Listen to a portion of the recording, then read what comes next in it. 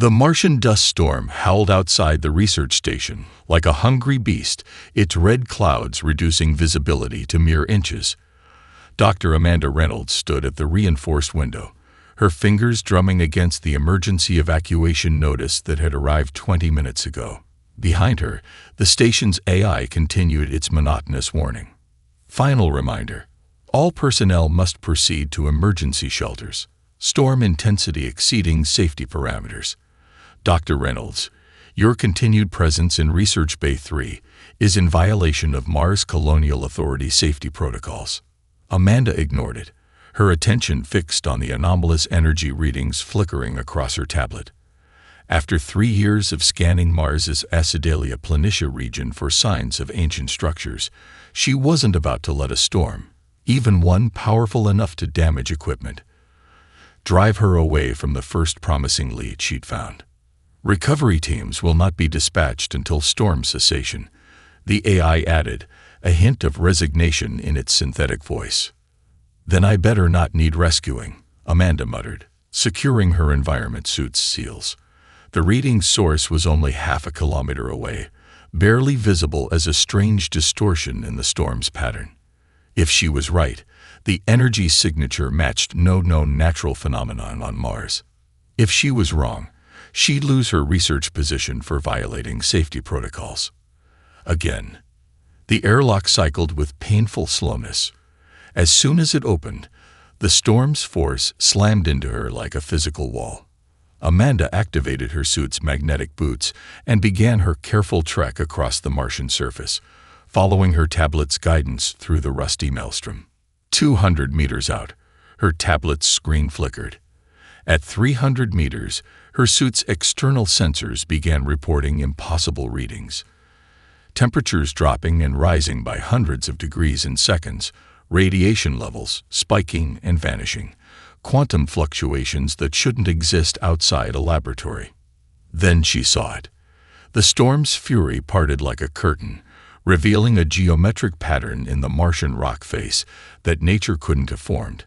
A perfect hexagon, perhaps 20 feet across, its edges gleaming with a blue-white light that pulsed in a rhythm unsettlingly similar to a heartbeat.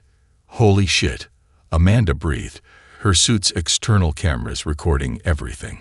This isn't just pre-colonization. This isn't even human. Her hand shook as she approached the formation. The closer she got, the more her instruments went haywire. The hexagon's surface wasn't rock at all, but some kind of crystalline material that seemed to shift and flow like liquid while maintaining its solid form. As she raised her hand toward it, a jolt of panic shot through her mind. Not her own fear, but something external, alien, a warning screamed across epochs. Amanda jerked her hand back, but not before a tendril of crystalline material had extended from the surface and brushed her suit's glove. The world exploded. Images flooded her consciousness. Vast ships of living crystal soaring between stars, battles that turned whole solar systems to ash, a war that raged when humanity's ancestors were still learning to use stone tools. She saw beings of pure energy merge with crystalline matrices, achieving immortality at the cost of their sanity. She witnessed the fall of empires, the birth of horrors, and a final desperate plan to hide away the most dangerous knowledge in the galaxy until someone worthy could claim it. Amanda fell to her knees in the Martian dust, her mind reeling from the contact. The crystal had chosen her, tested her, and found something it liked. Something uniquely human that set her apart from the countless alien species that had sought this knowledge before.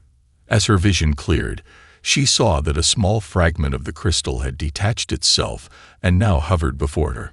An invitation. A warning. A key to power that had nearly destroyed the galaxy once before. All she had to do was take it. Through the storm's howl, through the AI's distant warnings, through the weight of history pressing down on her, Amanda Reynolds reached out her hand and made a choice that would change humanity's destiny forever. She took the crystal, and it took her. 3 months after the Martian incident, Amanda stood in the newly constructed crystal research facility beneath the lunar surface, watching as another researcher effortlessly interfaced with a crystal shard. The small fragment hovered above Dr. Marcus Webb's palm, pulsing in sync with his heartbeat, a feat that would have been considered impossible mere weeks ago. Neural synchronization at 89%, reported Dr. Webb, his eyes closed in concentration. The crystal's responding more strongly than yesterday. It's almost like it's learning us as much as we're learning it. Amanda was about to respond when every crystal in the laboratory suddenly flared brilliant blue. Alarms blared throughout the facility. Multiple objects detected entering cislunar space. The facility's AI announced, mass and velocity consistent with artificial propulsion. Size estimate, 3 vessels, each approximately 4 kilometers in length. Amanda's breath caught in her throat. The crystal she'd bonded with on Mars trembled against her chest, where she kept it in a specially designed pendant. Through their connection, she felt something she'd never experienced before. Recognition. "They're here," she whispered. The massive view screen showed 3 ships materializing from what appeared to be tiers in space itself. Their design defied human engineering principles. Organic curves blended with geometric precision, their hulls shimmering with an iridescent coating that reminded Amanda of beetle shells. "This is Archon Vexterra of the Galactic Council Inspection Fleet to all human authorities." A voice boomed through every communication device in the facility. "We have detected Category X restricted technology signatures. Your system is now under quarantine. Prepare for immediate inspection." The facility erupted into chaos. Years of wondering if humanity was alone in the universe, and first contact came not with diplomacy, but with what amounted to a police raid. "They can't know what we've achieved," Amanda said, turning to her team. "Quick, power down everything except..." She never finished the sentence. A beam of light appeared in the center of the laboratory, coalescing into a tall, otherworldly figure. The alien stood nearly 8 feet tall, its crystalline armor pulsing with the same energy signature as their research samples. 4 eyes, arranged in a diamond pattern, swept the room with obvious horror. By the first light, the alien, presumably Archon Vexterra, breathed. "You're handling the crystals directly, without containment, without protection." Its upper eyes fixed on Amanda's pendant, without fear. More aliens materialized, weapons raised. Amanda felt the crystal's warning pulse, but she stepped forward anyway. "We have nothing to fear from technology we can control." Control. Vexterra's voice carried equal parts disbelief and terror. "The crystal wars nearly destroyed the galaxy. Entire species went mad trying to master this power. We lost billions before we managed to contain." The Archon stopped, staring at Dr. Webb, who was still maintaining his neural link despite the interruption. "Impossible," Vexterra whispered. "Your synaptic patterns, they're stable." "How long has he been connected?" 4 hours today," Amanda replied. "My personal record is 14. The alien inspection team broke into urgent whispers in their native language. Amanda caught Webb's eye and gave him a subtle nod. Together, they initiated the demonstration they'd prepared for first contact, though they'd expected it to be under very different circumstances. The crystals throughout the lab began to resonate. Under human neural guidance, they assembled into intricate patterns, forming complex geometric structures that floated in perfect harmony. It was a simple demonstration, but one that had taken the research team months to perfect. "Stop this immediately," Vexterra commanded, but Amanda could hear uncertainty replacing the authority in its voice. "We can't," Amanda said simply. "And we won't. Humanity has a connection to this technology that you don't understand. We don't corrupt it. We don't try to dominate it." She smiled as her pendant crystal joined the dance. "We work with it. We adapt to it, and it adapts to us." The Archon's 4 eyes narrowed. "Then you leave us no choice.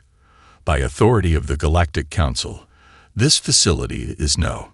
A new alarm cut through the tension. On the main view screen, a massive energy signature appeared at the edge of the solar system. Both humans and aliens froze as they recognized the pattern. It perfectly matched the ancient warning Amanda had witnessed in her vision on Mars. The Void Collective had returned. The atmosphere in the lunar facility's emergency conference room crackled with tension. Amanda sat across from Archon Vexterra, whose crystalline armor had shifted from its earlier iridescent sheen to a deep, worried purple. Between them, a holographic display showed the approaching Void Collective signal growing stronger. "You don't understand the magnitude of your transgression." Vexterra's 4 eyes pulsed with agitation. "The Council banned crystal technology after watching it destroy civilizations far more advanced than yours. We're not being bureaucratic. We're preventing another Holocaust." With all due respect, Archon, Amanda leaned forward, her pendant crystal humming in response to her intensity. "You're so focused on past traumas that you're missing the immediate threat. That signal is precisely why we need to quarantine this system immediately," interrupted Commander Ix, the military leader of the inspection fleet. The insectoid alien's mandibles clicked in agitation. The Void Collective was supposed to be contained in the galactic core. If they're active again, it's likely because they detected your reckless experiments. Dr. Webb burst into the room, his tablet projecting new data. "They're wrong, Amanda. I've analyzed the signal pattern. The collective didn't detect us. They've been awake for months. Look at these temporal markers." The room erupted into argument as Amanda studied the data. Through her crystal link, she felt something else, a desperate pulse of warning that made her blood run cold. Without warning, she stood and slammed her hands on the table. "Shut up, all of you. They're not heading for Earth. They're already here." As if in response to her words, the facility's lights flickered.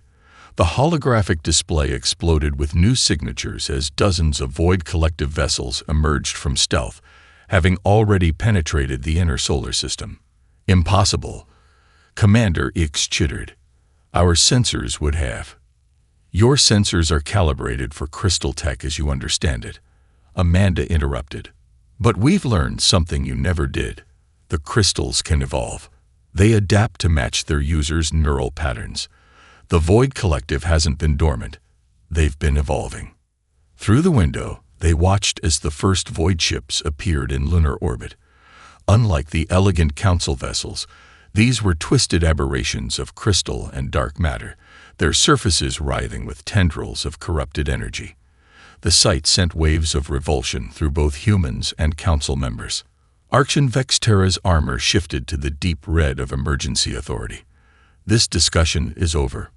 By emergency powers, I hereby order the immediate surrender of all crystal technology and the evacuation off."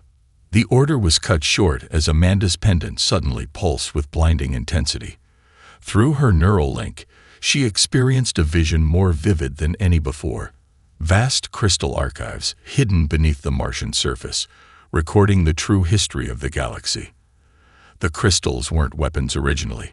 They were a warning system, placed by their creators to alert the galaxy when the Void Collective broke free.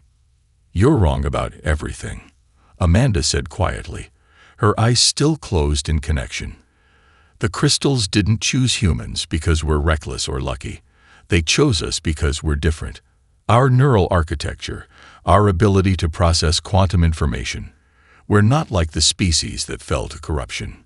She opened her eyes to find everyone staring at her. Outside, the Void ships began their approach. "You have a choice, Archon. You can try to enforce your ban, evacuate Earth, and watch as the Void Collective consumes another system. Or," she gestured to her research team, each wearing their own crystal interfaces, each humming with untapped potential. "You can let us fight." Vexterra's armor cycled through colors as the Archon processed the options.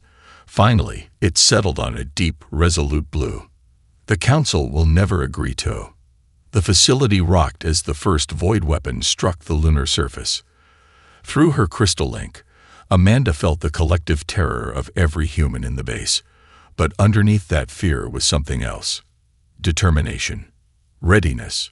The very qualities that had drawn the crystals to humanity in the first place. "Then don't ask them," Amanda said, her pendant flaring to life. Just try to keep up. The underground hangar beneath Lunar Base Alpha hummed with crystalline energy as Amanda led her team through their most ambitious experiment yet. 30 human pilots stood in a circle, their neural interfaces glowing in sync as they attempted something the Council had deemed impossible. They were building a warship, not with tools or manufacturing, but with thought alone. Neural synchronization at 95% and climbing. Dr. Webb called out from his monitoring station. Crystal mass is responding to the collective interface. Amanda, it's working. In the center of the circle, thousands of crystal fragments danced through the air, merging and growing into something new. Unlike the rigid designs of Council vessels, this ship was forming organically, shaped by human creativity and instinct. Through their shared neural link, Amanda could feel each pilot contributing their own vision to the whole. Captain Sarah Torres, former NASA pilot, imagined maneuverability. The crystals responded by forming wings that could shift and phase through multiple dimensions. Dr. Kenzo Tanaka, quantum physicist, envisioned weapons based on principles he'd only theorized about. The ship's crystalline surface sprouted arrays that could manipulate the fabric of space itself. Collective consciousness holding stable, Webb reported, excitement breaking through his professional tone. No signs of corruption or degradation. Whatever you're doing, keep. The facility's alarms screamed to life. Through the neural link, Amanda felt the approach of Council ships before they appeared on sensors. They're coming to shut us down, Torres said, maintaining her focus on the forming vessel. The Archean might be convinced, but the Council voted for immediate quarantine. They'll destroy everything we've built. Amanda gritted her teeth, feeling sweat bead on her forehead as she directed more energy into the ship's creation. Then we better finish before they arrive. Everyone, push harder. The crystals can take it. The air crackled with power as 30 human minds worked in perfect harmony. The ship grew faster now, taking shape as something never seen before in the galaxy. A perfect fusion of human imagination and crystal technology. Its surface rippled like liquid mercury, weapons and sensor arrays emerging and receding as needed, the entire structure able to reconfigure itself instantly based on its pilot's thoughts. Multiple Council warships entering lunar orbit, the facility AI announced. They're charging weapons. Let them come, Amanda said, opening her eyes to survey their creation. Because we're ready. The crystal vessel before them hummed with power, nearly a kilometer long. Its form suggested both organic grace and technological precision. Unlike the rigid Council ships or the corrupted Void collective vessels, this ship looked alive. And, in a way, it was. Through the neural interface, Amanda could feel it reaching out to them, eager to join with its creators. My God, Webb whispered. The neural connection. It's beyond anything we've seen. The ship isn't just accepting commands. It's anticipating them. Learning. Growing. Amanda turned to her team, seeing the same mix of awe and determination on every face. This is what the Council never understood. The crystals weren't meant to be controlled or contained. They were meant to evolve alongside their users. Humanity didn't master this technology. We partnered with it. The facility shook as the first Council warning shots struck the lunar surface. Final warning. A Council representative transmitted. Surrender all crystal technology, or face immediate. The message cut off as their ship pulsed once, sending out a wave of crystalline energy that temporarily disabled every Council vessel in orbit. Amanda hadn't ordered the defensive move. The ship had acted on its own, protecting its creators. Well, Captain Torres grinned, stepping toward the vessel's seamlessly forming entrance. I'd say she's ready for a proper test flight. Who's coming? One by one, the pilots moved forward, each feeling their connection to the ship strengthen with every step. This wasn't just a vehicle they'd created. It was an extension of themselves, a manifestation of humanity's unique ability to adapt and evolve. As Amanda took her place in what had organically formed into the ship's bridge, she sent a silent challenge to both the Council above and the approaching Void collective. Humanity was done playing by the old rules. It was time to show the galaxy what crystal technology could really do, in the right hands. "Let's introduce ourselves," she said, as the crystal ship awakened to its full power. Properly this time. The newly christened crystalline vessel, dubbed Prometheus, erupted from the lunar surface in a display of power that left the Council fleet reeling. Amanda felt every movement through the neural interface, the ship responding to her crew's thoughts with impossible precision. Council vessels adjusting formation. Captain Torres reported. Her consciousness merged with the ship's sensor array. "They're confused. Our energy signature doesn't match anything in their database." "That's because we're something new," Amanda replied from the command nexus, where crystalline tendrils connected her directly to every system. Through the neural link, she felt Dr. Tanaka's excitement as he explored their weapons capabilities, and Webb's fascination as he monitored their collective mental state. The ship's warning system suddenly flared to life. Through their shared consciousness, every crew member simultaneously witnessed the approaching horror. A massive void collective fleet tearing through the fabric of space, their corrupted crystal vessels leaving reality itself wounded in their wake. By the gods, the Council commander's transmission crackled through. "Their numbers. This isn't a raid. This is an invasion force." The void ships moved like a swarm of locusts, their twisted forms defying natural law. The Council fleet opened fire, their advanced energy weapons barely scratching the enemy's crystal-reinforced hulls. Within minutes, 3 Council ships erupted in silent explosions. "They're not just stronger," Webb observed through the neural link. "They're adapting to each attack, learning, evolving their defenses in real time." Amanda watched as another Council vessel fell, its crew screaming across all frequencies as corrupted crystal energy consumed them. She felt Prometheus's crystal matrix pulse with recognition and rage. "Then let's show them they're not the only ones who can evolve," she commanded. "Everyone, full neural synchronization. Let the ship show us what it can really do." The crew's consciousness merged deeper with Prometheus's crystal core. The ship's form began to shift, its surface flowing like quicksilver as it adapted to their collective will. Weapons morphed and changed, drawing on each crew member's knowledge and creativity. Torres imagined evasive patterns that ignored conventional physics, and the ship responded by phase shifting through dimensions. Tanaka conceived of quantum-entangled attack vectors, and crystalline weapons formed that could strike through space-time itself. Webb's understanding of neural networks helped the ship's defensive systems predict and counter enemy attacks before they happened. "Impossible," the Council commander transmitted as Prometheus engaged its first void vessel. "The crystal corruption should have consumed you by now. How are you maintaining stability?" Amanda didn't bother responding. Prometheus danced through the void, its human crew working in perfect harmony with the crystal technology. Where Council ships fought with rigid discipline and void vessels attacked with chaos, Prometheus moved with creative precision, each action guided by the unique combination of human intuition and crystal power. The first void ship fell, its corrupted core unable to match the speed of human adaptation. Then another, and another. Multiple quantum ruptures detected. Torres called out. "More void ships incoming. Lots more." Through the neural link, Amanda felt her crew's mixture of fear and determination. The Council fleet was in ruins, Earth's defenses weren't ready, and they were about to be outnumbered hundreds to one.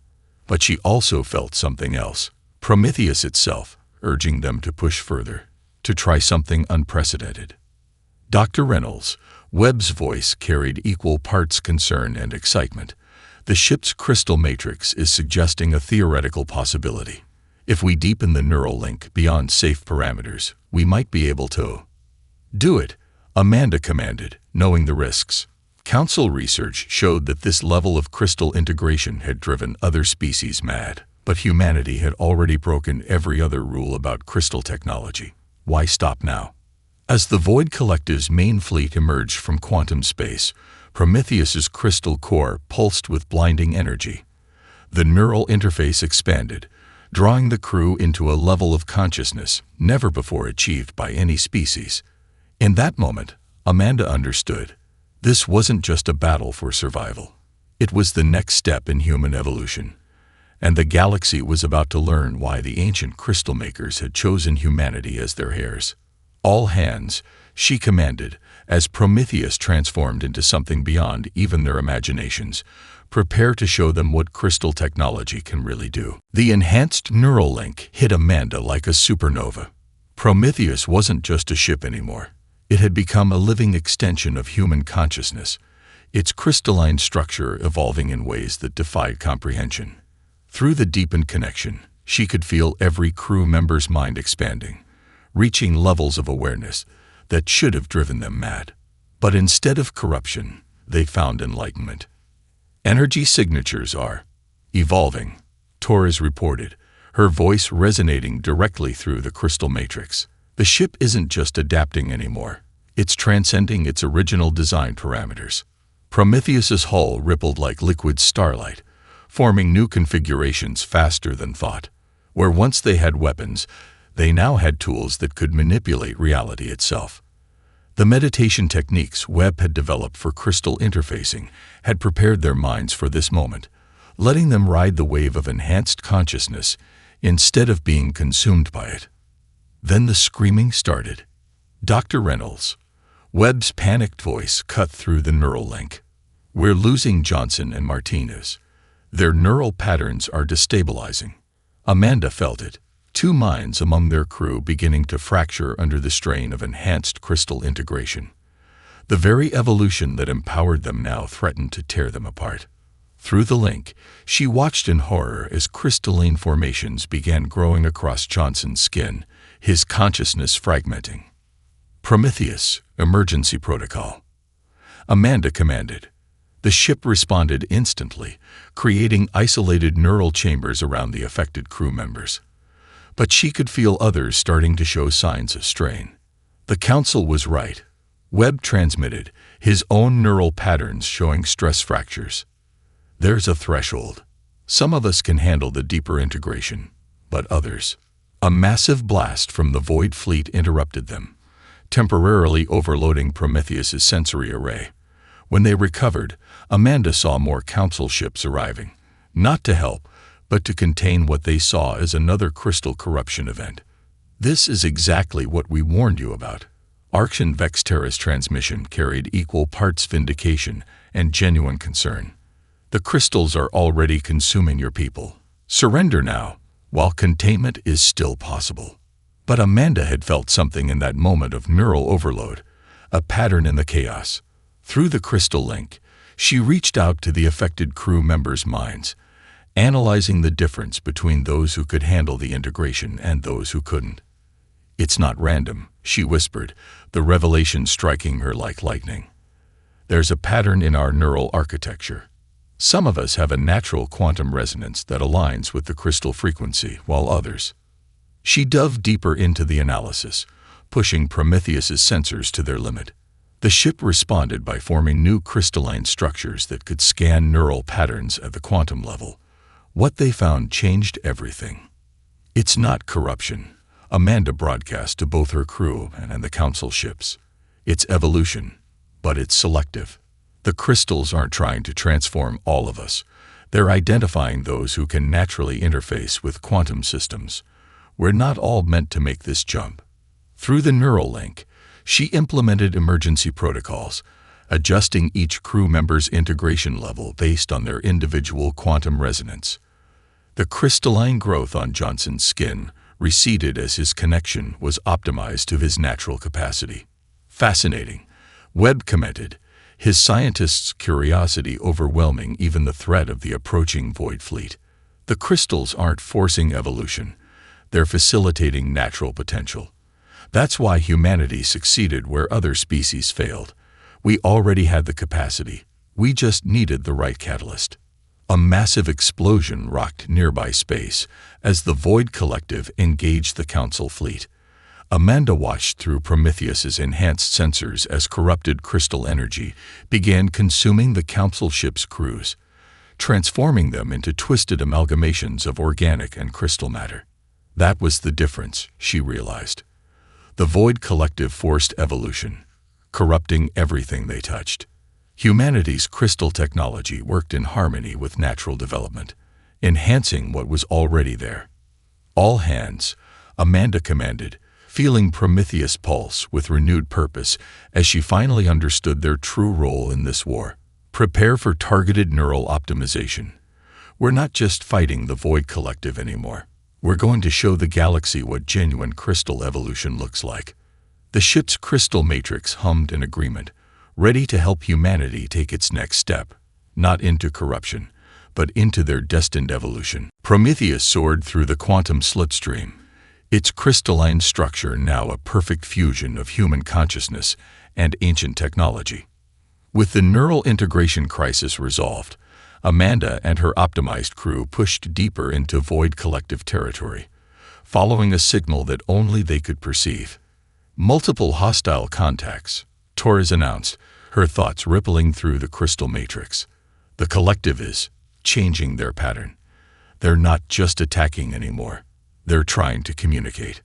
Through Prometheus's enhanced sensors, Amanda watched as the void ships formed a massive geometric pattern in space.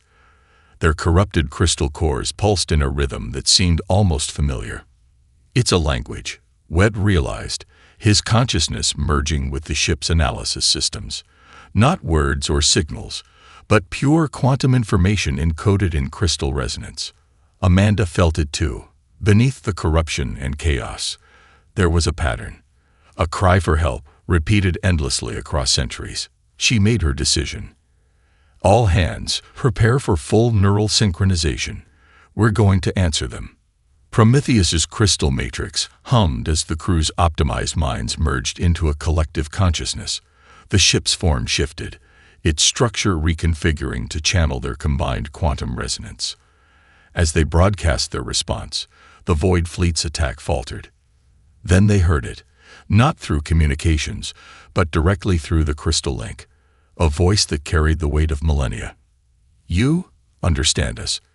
The thought voice was a chorus of countless minds, twisted together by time and corruption.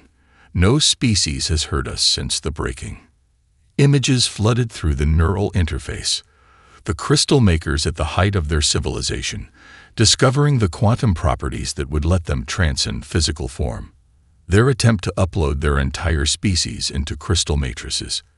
The catastrophic cascade failure that shattered their collective consciousness, corrupting and fragmenting their minds across countless crystal shards.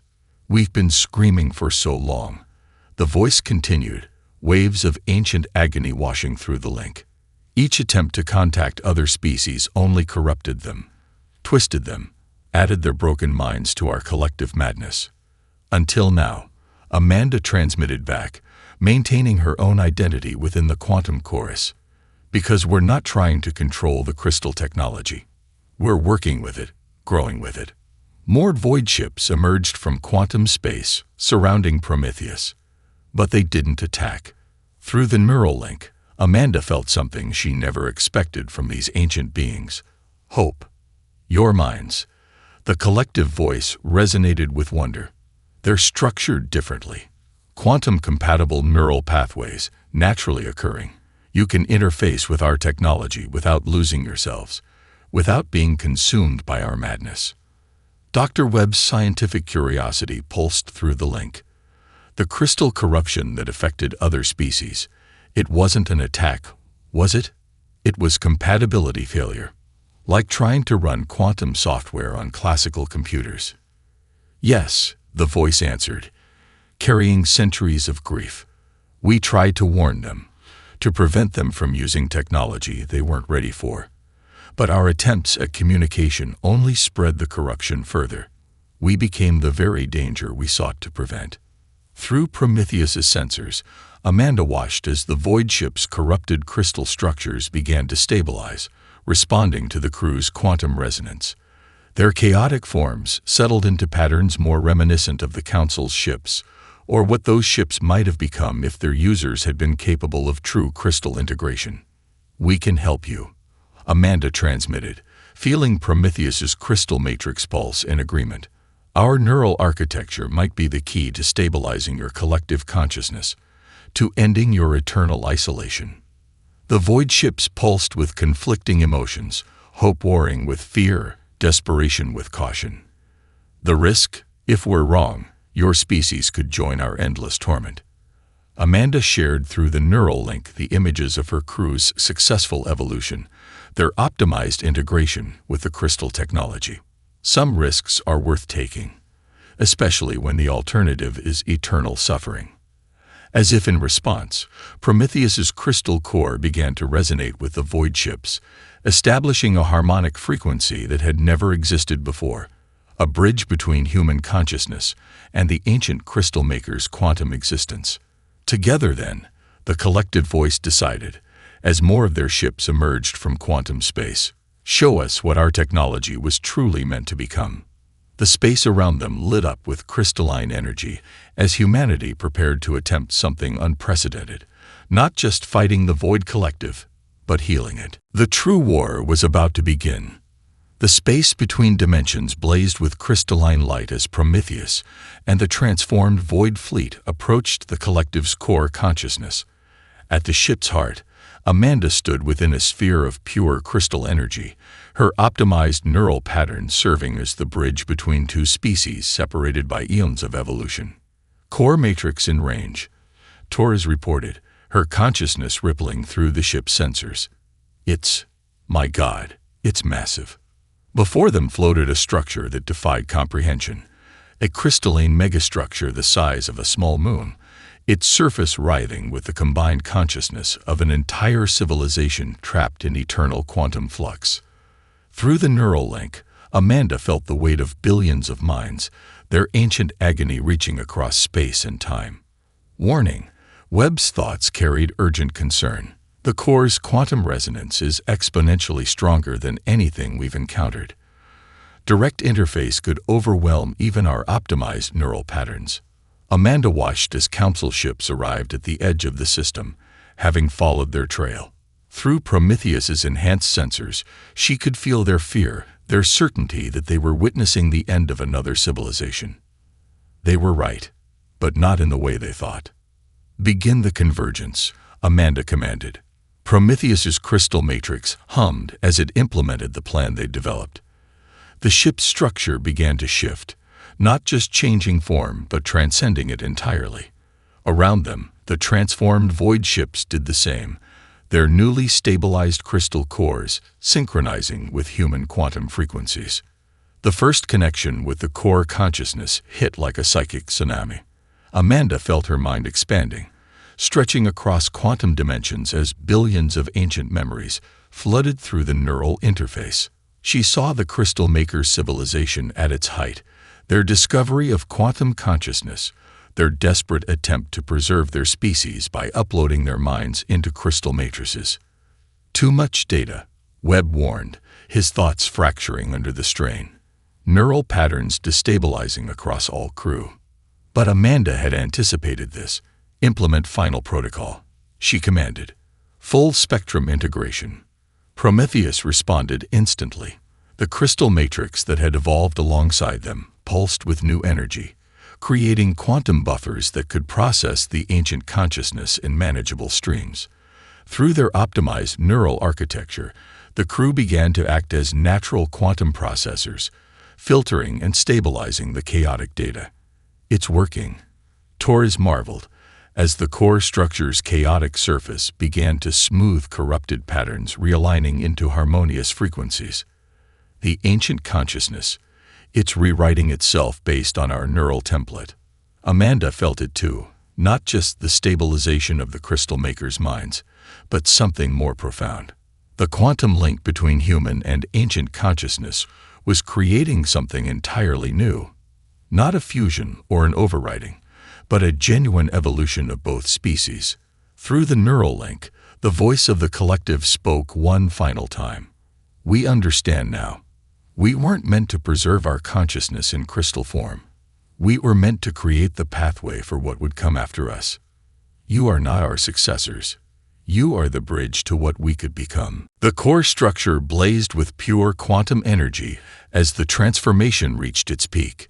Amanda felt her consciousness expand beyond physical limits, touching dimensions of reality the crystal makers had only theorized about.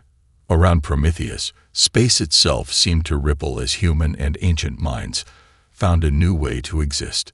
My God, Webb breathed through the link, his scientific mind struggling to process what they were becoming. This isn't just evolution, it's transcendence.